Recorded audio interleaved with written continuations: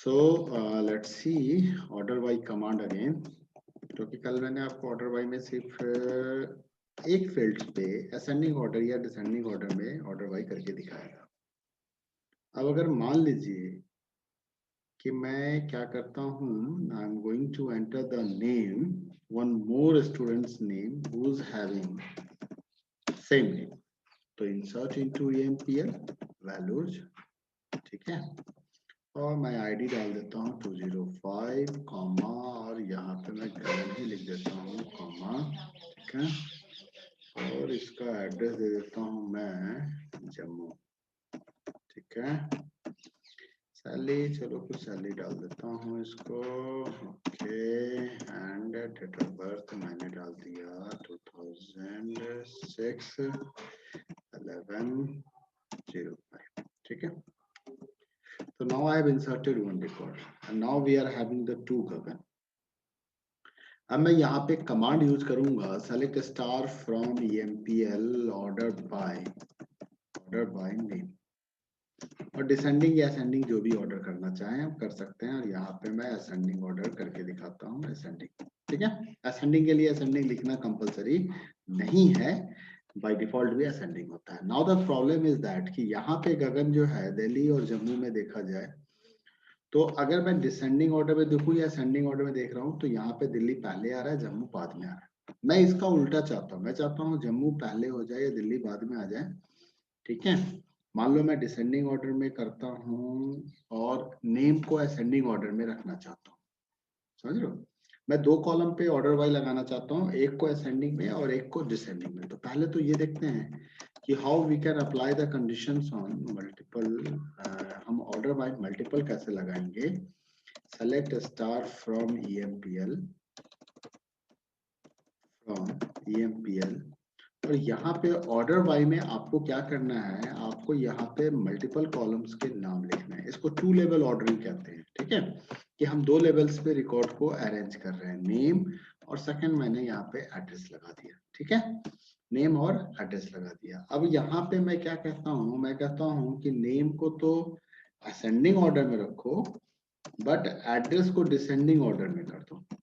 अभी देखो, अभी तो आउटपुट आपको कुछ खास डिफरेंट नहीं लगा होगा, लेकिन अब देखो यहाँ पे नेम को असेंडिंग ऑर्डर में रखो और एड्रेस को डिसेंडिंग ऑर्डर में रखो। यहाँ पे जब आप असेंडिंग में देख रहे थे तो दिल्ली वाला गगन पहले आया था, जम्मू वाला गगन बाद में आया था, लेकिन जब मैंने उसको डिसेंडिंग ऑर्डर में कर दिया एड्रेस को, तो देखो जम्मू वाला गगन पहले आ गया और दिल्ली वाला गगन बाद में आ रहा है। ये वैल्यू इसके हिसाब से काम कर रहा है, ठीक है, गेटिंग माय पॉइंट। तो in this way we can apply the ordering the records on the basis of multiple columns. एक से अधिक कॉलम पे हम ऑर्डर कमांड चला सकते हैं इस तरीके से, ठीक है। So this is about the order by. So one thing you have to always remember, you will get the questions from the order by also, and it is a certain questions.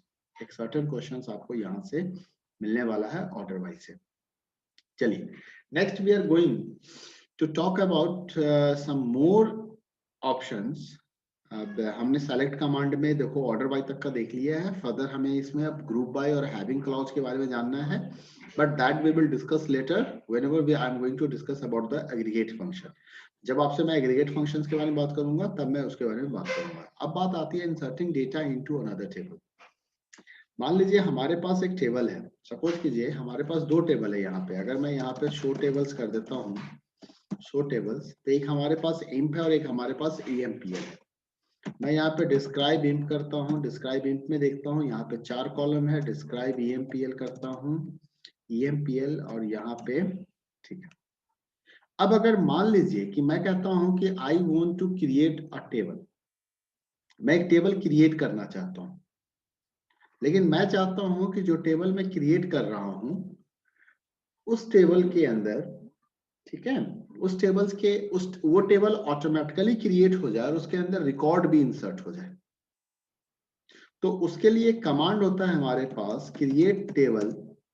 मान लीजिए मैं एक temporary नाम का या मैं मान लीजिए दिल्ली टेबल नाम से एक दिल्ली नाम से टेबल बनाता हूँ, क्रिएट टेबल दिल्ली, और यहाँ पे लिखता हूँ select star from EMPL where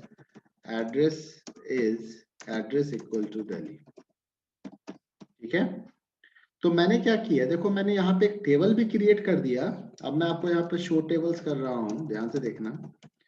तो यहाँ पे एक टेबल्स दिल्ली नाम से क्रिएट हो गया। अब आप इसको सेलेक्ट स्टार जरा क्रिएट करो, सेलेक्ट स्टार फ्रॉम दिल्ली करो, तो देखोगे यहाँ पे गगन का रिकॉर्ड आया है, क्योंकि हमारे एम्प्लॉय टेबल में सिर्फ गगन ही था जो दिल्ली सिटी से बिलोंग कर रहा था। तो हमने मतलब अब देखो यहाँ पे दो काम हुआ, creation as well as insertion, creation as well as insertion. और एक चीज और मैं आपको यहाँ पे दिखाऊंगा, तो दिल्ली का आप अगर स्ट्रक्चर चेक करो और आप EMPL का स्ट्रक्चर चेक करो, तो both are having the same structure. जो स्ट्रक्चर अगर आप देखोगे तो दोनों का सेम है, ठीक है। तो आपने क्या किया, आपने क्रिएट टेबल वाले कमांड्स के साथ जब सेलेक्ट क्वेरी को कंबाइन कर दिया, क्रिएट टेबल के साथ जब हमने क्रिएट टेबल, टेबल का नाम दिया, उसके बाद मैंने कॉलम वॉलम नहीं बताया, मैंने क्या किया, सेलेक्ट कमांड को लगा दिया। तो यहां से आप क्या करते हो, इस जगह से जब आप क्रिएट टेबल के साथ सेलेक्ट कमांड चलाते हो, तो you are creating a new table, and that newly created table will contain those records which the records given by the select command. जो select command से आपको रिकॉर्ड मिल रहे थे, वही सारे रिकॉर्ड उस न्यूली क्रिएटेड टेबल के अंदर स्टोर भी हो जाते हैं। तो डबल काम हो गया। एक तो ये सिचुएशन है। दूसरा, मान लो कंडीशन ये है कि हमारे पास टेबल एग्जिस्ट कर रहा है, सपोज हमारे पास एक EMPL नाम का टेबल एग्जिस्ट कर रहा है, या दिल्ली नाम का टेबल एग्जिस्ट कर रहा है, सपोज करो। अब दिल्ली टेबल में मैं न्यू दिल्ली वाला रिकॉर्ड भी ऐड करना चाहता हूं, मैं चाहता हूं कि न्यू दिल्ली वाला भी रिकॉर्ड उसमें ऑटोमेटिकली इंसर्ट हो जाए, ठीक है। तो इसके लिए हमें क्या करना होता है, इंसर्ट इनटू कमांड के साथ सेलेक्ट कमांड को ऐड करना, अटैच करना होता है। अगर इंसर्ट इनटू कमांड के साथ आपने सेलेक्ट कमांड को ऐड कर दिया, इंक्लूड कर दिया, तो ऐसे केस में क्या होगा कि जो टेबल है, जो एग्जिस्टिंग टेबल है, उस एग्जिस्टिंग टेबल के अंदर में रिकॉर्ड जो है दूसरे टेबल से जाके उसमें इंसर्ट हो जाएगा। Can also use to take और derive values from other table. हाँ, लेकिन ऐसे सिचुएशन में आपको ध्यान क्या रखना होगा कि जो दोनों ही टेबल है, table 1 and table 2, both are having the same structure, उसके स्ट्रक्चर सेम होने चाहिए, अदरवाइज मिसमैच ऑफ वैल्यू हो जाएगा। मिसमैच ऑफ वैल्यू का मतलब हो गया कि नंबर ऑफ वैल्यूज आप दोनों में डिफरेंट हो जाएगा आपका, ठीक है। तो जैसे कि मान लीजिए कि अभी आपको मैंने दिखाया कि दिल्ली टेबल के अंदर में, जैसे मैं यहाँ पे लिखता हूँ सेलेक्ट स्टार फ्रॉम दिल्ली, अभी तक इसमें सिर्फ एक ही रिकॉर्ड है। अब इसी जगह पे अगर मैं एक कमांड लगाता हूँ इंसर्ट इनटू दिल्ली, और अब मैं यहाँ पे कमांड लिखता हूँ select star from EMPL where address is equal to New Delhi, मैंने क्या लगाया, address is equal to New Delhi, ठीक है। अब मैंने ये कमांड चला दिया, तो देखो यहाँ पे दो रिकॉर्ड इंसर्ट हो रहे हैं इस जगह पे, है ना। तो now I am showing you select star from Delhi, तब आप देख सकते हो कि your record is having, this table is having the 2 more records and these 2 records are belong to the New Delhi। Okay, तो नाउ यू अंडरस्टैंड कि select command का इस्तेमाल सिर्फ क्वेरी करने के काम में नहीं आता है, सेलेक्ट कमांड का इस्तेमाल टेबल क्रिएट करने में भी हम ले सकते हैं, और सेलेक्ट कमांड से हम रिकॉर्ड को इंसर्ट करने के काम में भी ले सकते हैं। Simply you have to use the select with the create table command, और you have to use the select statement with the insert into command, ठीक है। तो इस तरीके से, अब यहाँ पे इस तरीके से इंसर्ट करने में क्या फायदा हो जाता है, आखिर हम ऐसे सिचुएशन कब आते हैं जब हमें ऐसा काम करना हो।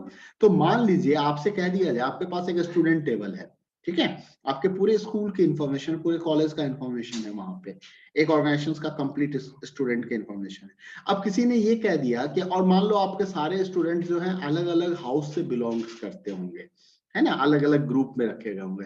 अब मान लो आपको कह दिया जाए कि ग्रुप वाइज टेबल बना के दो मुझे, उस पर्टिकुलर हाउस का अलग टेबल बना के दो, उस हाउस का अलग टेबल बना के दो, रेड ग्रीन ब्लू मान लीजिए अलग अलग हाउस हैं, और हर एक हाउस के अलग अलग टेबल बनाने हों, तो क्या हम टेबल क्रिएट करें फिर से और टेबल में रिकॉर्ड को इंसर्ट करें मैन्युअली? नहीं, हम क्या करेंगे, हम क्रिएट करेंगे, लेकिन हम वहां पे सेलेक्ट कमांड को चलाएंगे और मेन टेबल से हम रिकॉर्ड को इंसर्ट करेंगे विथ वेयर कंडीशन। हम क्या करेंगे, वेयर क्लॉज के साथ हम सेलेक्ट कमांड को लिखेंगे।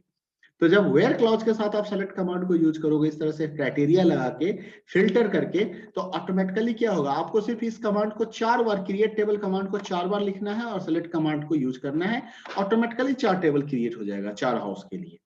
Getting my point? So this way we can create the multiple tables with the help of the existing table for containing the different types of the data. अलग अलग तरह के data को आप वहां पे स्टोर कर सकते हो, ठीक है।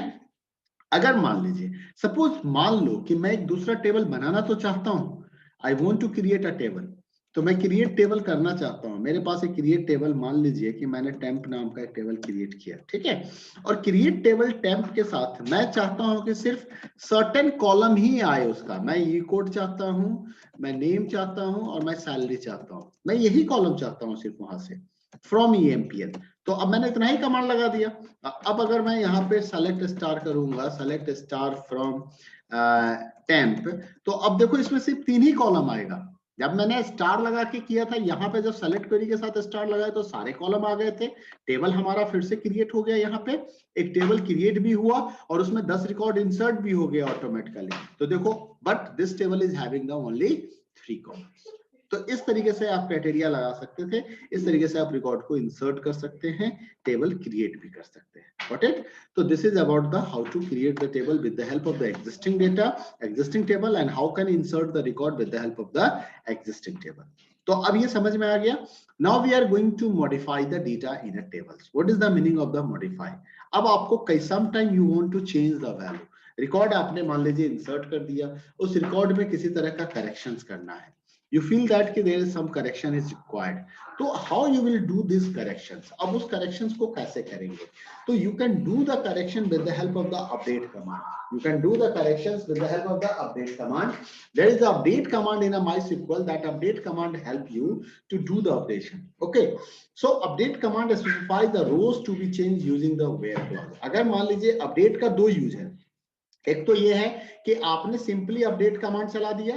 सिंपली अपडेट कमांड अगर चला दोगे तो it apply on the all records, ये apply on the all records. और जब ये ऑल रिकॉर्ड्स पे अप्लाई होगा तो उस पर्टिकुलर कॉलम के सभी वैल्यू को चेंज कर, सभी रिकॉर्ड के लिए चेंज करेगा। ठीक है, तो 2 तरह का चेंजेस होता है। देखो, एक होता है जिसको हम मास चेंजेस कहते हैं, या आप उसे जनरल चेंजेस कह सकते हो। जनरल कंडीशंस लगाए जा रहे हैं, जनरल चेंजेस करने हैं, तो एक तो ये सिचुएशन होगा। एक होता है कि नहीं, स्पेसिफिक चेंजेस होने। स्पेसिफिक का मतलब किसी पर्टिकुलर चेंजेस करने, किसी पर्टिकुलर रिकॉर्ड को चेंज करने हैं। तो ऐसे सिचुएशंस में आप क्या करोगे, वेयर क्लॉज को यूज करोगे। यहाँ पे हमें एक सेट कीवर्ड, अपडेट कमांड के साथ हमें एक सेट कीवर्ड का इस्तेमाल करना होता है। और न्यू डेटा जो भी आप बताओगे एक्सप्रेशंस के फॉर्म में, आप एक्सप्रेशंस के फॉर्म में दे सकते हो, डेटा के फॉर्म में दे सकते हो और अदर टेबल्स में। ठीक है, तो इस तरीके से आप अपडेट कर सकते हो। Now I am going to tell you. For example, यहाँ पे अपडेट आइटम सेट ROL 250 लिखा गया। तो what is the meaning of this? Update item ROL set 250 का मतलब क्या हो गया? मैं अपडेट कमांड चला रहा हूं किसके ऊपर? इस टेबल के ऊपर। अपडेट के साथ हमने क्या लिखा है? हमने टेबल का नाम लिखा है। And then what I am using the keyword, and then what I am using the column name. इसके सिंटेक्स को ध्यान से देखिए। What is the syntax of update command? Update के साथ आपको क्या करना होता है? You have to give the table name. आप टेबल का नाम दीजिए, then you are use the set, then you can use the column 1 and then you give the value. अगर मान लीजिए और भी कॉलम देने हैं तो use the column 2, give the value of this column.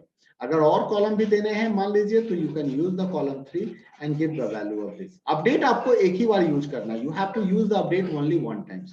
अगर ऐसे कमांड यूज करोगे तो this conditions will apply on the mass level. ये सभी के ऊपर अप्लाई होगा, सभी के रिकॉर्ड्स में चेंजेस आएंगे, सभी रिकॉर्ड्स में चेंजेस आएंगे, सभी रिकॉर्ड्स में। बट अगर आप किसी खास रिकॉर्ड में चेंज करना चाहते हो तो instead of putting this semicolon you just apply right the where clause,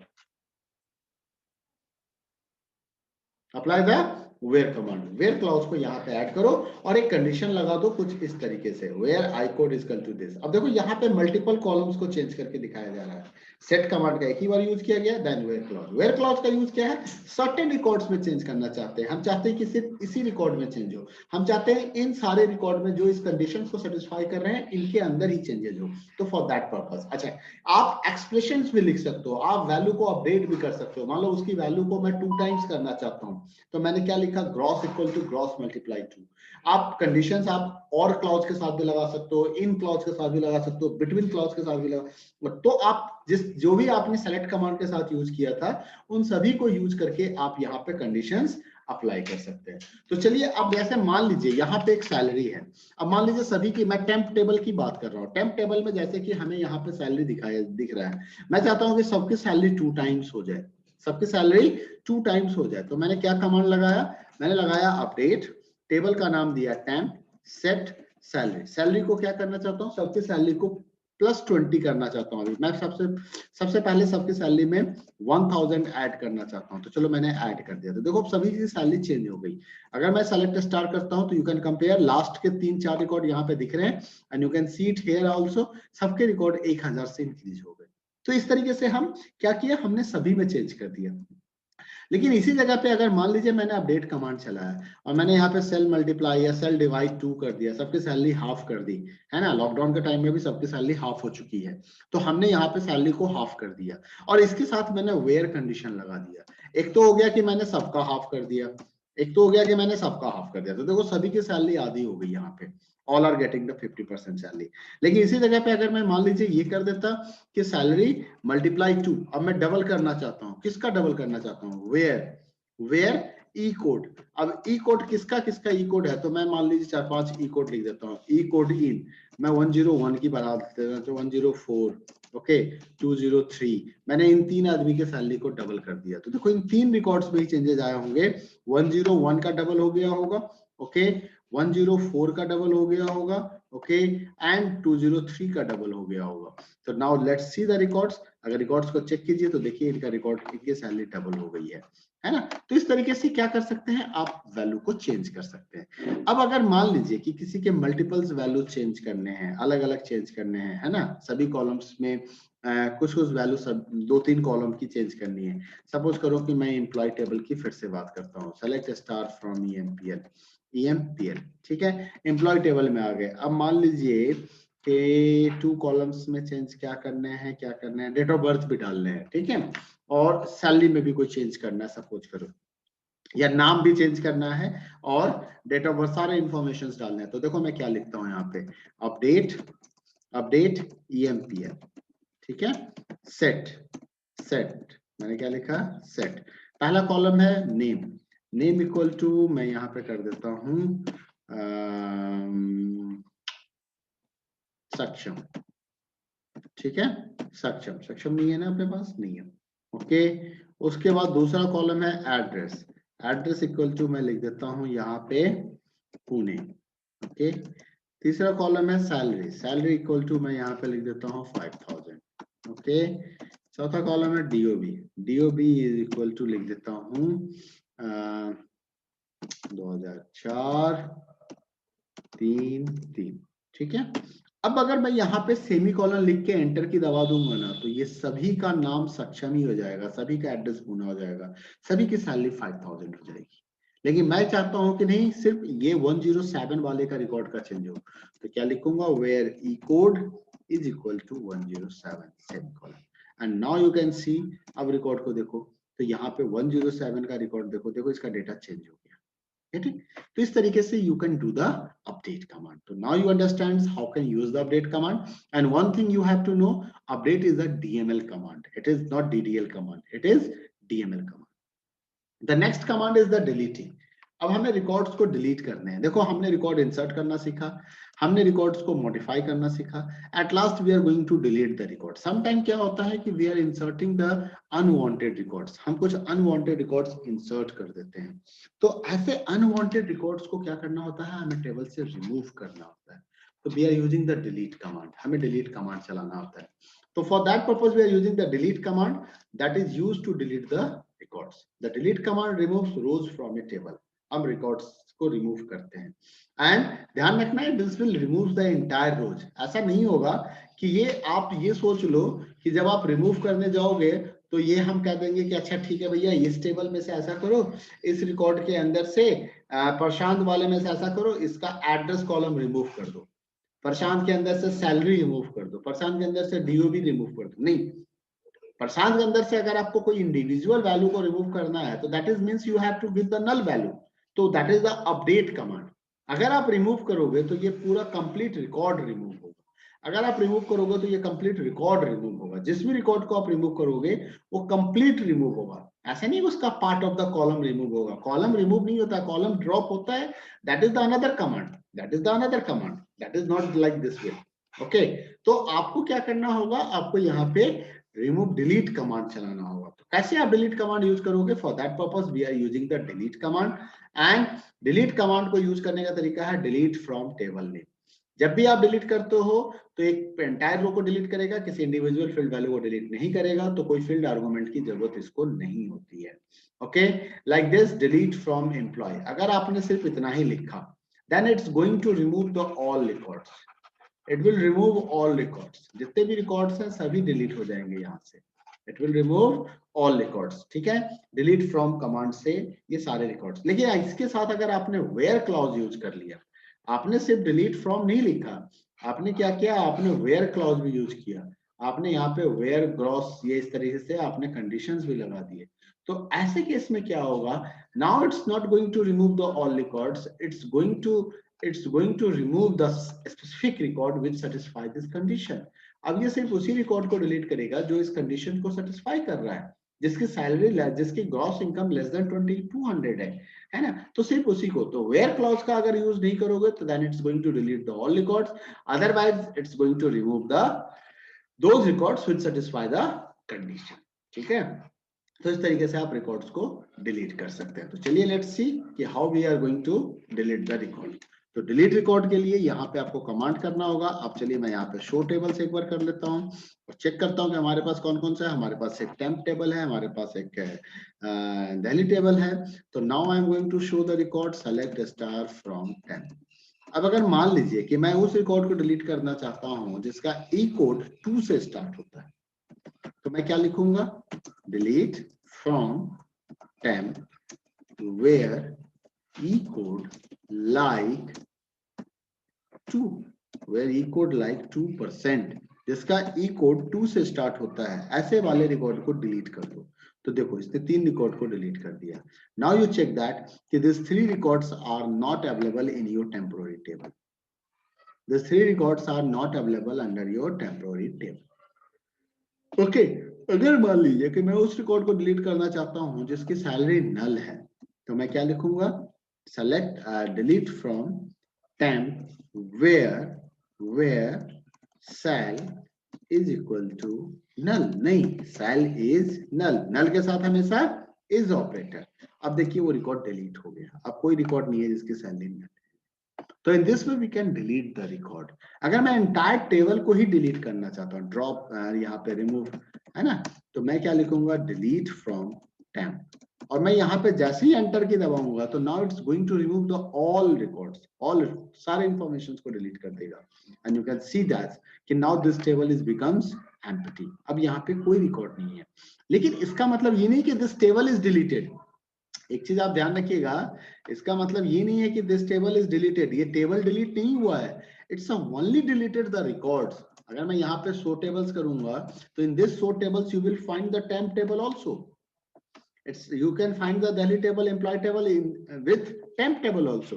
लेकिन जब आप select star करोगे, जैसे ही आपने यहाँ पे select star लगाया, select star from temp किया, तो this time you are getting that this is the empty set, means no one record is existing here, so records are deleted। तो that is the use of the delete command. कि delete command को आप कैसे use करते हो, आप delete के साथ सिंपली अगर आपने टेबल का नाम लिखा है and you are not using the where clause, आप कोई कंडीशन नहीं दे रहे हो, in that case it's going to remove the all records, ठीक है। लेकिन अगर आपने वेयर क्लॉज लगा दिया है तो it will remove only those records that satisfy that condition. उस कंडीशन को जो सेटिस्फाई कर रहा है सिर्फ उसी रिकॉर्ड को डिलीट किया जाएगा। तो that is the use of the delete command. तो now we have completed this commands. हमने बहुत सारे कमांड्स कंप्लीट कर लिए। अब आपको ध्यान रखना है कि आपने डीडीएल कमांड्स कौन कौन से कंप्लीट कर लिए हैं। आपने डीडीएल और डीएमएल दो तरह के कमांड्स के बारे में स्टडी कर लिया है। डीडीएल की बात करो तो डीडीएल के अंदर आपने क्रिएट टेबल कमांड पढ़ लिया अभी तक, ठीक है, और साथ ही साथ आपने क्रिएट डेटाबेस कमांड भी देख लिया है। तो these are the DDL command इसके बारे में, ठीक है। और अगर हम डीएमएल की बात करें तो हमने सेलेक्ट कमांड्स के बारे में जान लिया है और हमने इंसर्ट के बारे में जान लिया है, ठीक है। याद कीजिएगा हमने डिलीट के बारे में जान लिया, ओके, एंड एट लास्ट इसके साथ साथ हमने अपडेट के बारे में भी पढ़ा है। तो these are the DML commands. DML commands इतने ही हैं जिसके बारे में आपको पढ़ने हैं। डीडीएल कमांड्स अभी कुछ और भी हैं जिसके बारे में पढ़ना है। कुछ और कमांड्स भी हमने देखे हैं जिसमें एक यूज डेटाबेस कमांड भी आता है, साथ ही साथ एक हमारे पास शो टेबल्स और शो डेटाबेस भी आते हैं। तो ये सारे कमांड्स भी आपने कर लिया है, show tables and show databases, ठीक है, शो डेटाबेसेस, ओके। एंड साथ ही साथ आपने डिस्क्राइब कमांड्स को भी पढ़ लिया है, डिस्क्राइब टेबल नेम। तो डिस्क्राइब टेबल नेम से आपने टेबल्स को डिस्क्राइब करना भी सीख लिया। तो देखो आपने कई सारे कमांड्स के बारे में ज्ञान हासिल कर लिया है, आपने नॉलेज ले लिया है। तो इन सभी कमांड्स की प्रैक्टिस करनी है और एक बार हमें आप गूगल करके बताओगे कि this commands are belongs to which category, ये डीडीएल कमांड्स हैं और डीएमएल कमांड्स हैं, इसके बारे में आपको गूगल करना है। तो now today I am going to end the class here only. So if you have any problem, you can put the message, and if you want to ask anything, you can ask on me.